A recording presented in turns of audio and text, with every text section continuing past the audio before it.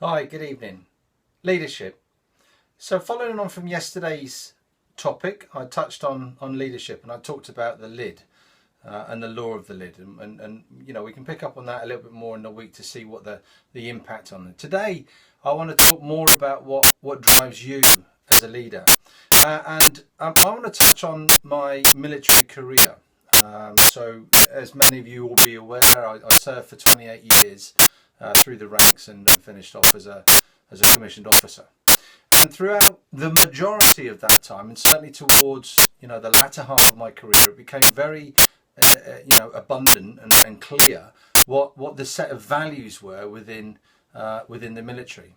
And it's those values that later on, as I did a degree in my military career on leadership and management, and the degree was on values-based leadership. And today it resonates with me on a number of different levels. And what's interesting, from my military career, we had 6 defined values that throughout that time were the cornerstone, the bedrock of behaviour and what was expected by leaders and by indeed the soldiers and officers. Courage, selfless commitment, respect for others, integrity, loyalty and discipline were those 6 values. What values do you have in yourself? What values do you bring to your business as a leader? It's interesting that one of the driving factors that I joined ActionCOACH and became a business coach was the resonance between where I've come from in the military career to where I am now in a business and coaching career, but the community that I'm a part of, and actually I thought that having 6 values was fantastic, and how are you going to match that? And I joined ActionCOACH, and actually we've got 14 points of culture. And I'll rattle through them quickly to give you an idea. Excellence, commitment, communication, integrity, ownership, success, education, teamwork, balance, fun. Is fun one of the values that you have? It certainly is for us in ActionCOACH. Systems, consistency, gratitude. And I think that one of the real fire and cornerstones of it is abundance.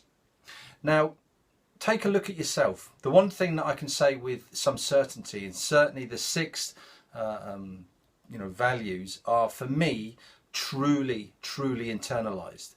I don't even have to think about them. They are a level of competency for me that I truly believe is just the person I am and the way that I behave. And as a result, it also forms that leader and my leadership ability, and that is the way that I set my agenda as a leader. What's yours? What are your points of culture? What are your values? How internalized are they for you as a leader? And as a result, what impact do they have on your team, your organization? I mean, do they really understand what it is that drives you as a leader? Do you really understand what it is that drives you a leader? Can you in fact articulate what those values are? Let's have a conversation about that. Drop some notes down. Share with us what your values are and whether or not you believe that you've really and truly internalized them, that they are almost instinctive in nature in terms of who you are. Is it, for me, integrity is one of the real cornerstones, and I like to think that I value my integrity over quite a lot of other things. And I guess for me, without integrity, I wouldn't be able to do this job. I wouldn't be able to be a business coach and offer the level of support, advice and guidance for business owners. So have a think of that. What are your values? What's the impact of those values on your leadership? Till tomorrow, have a great evening. Bye-bye.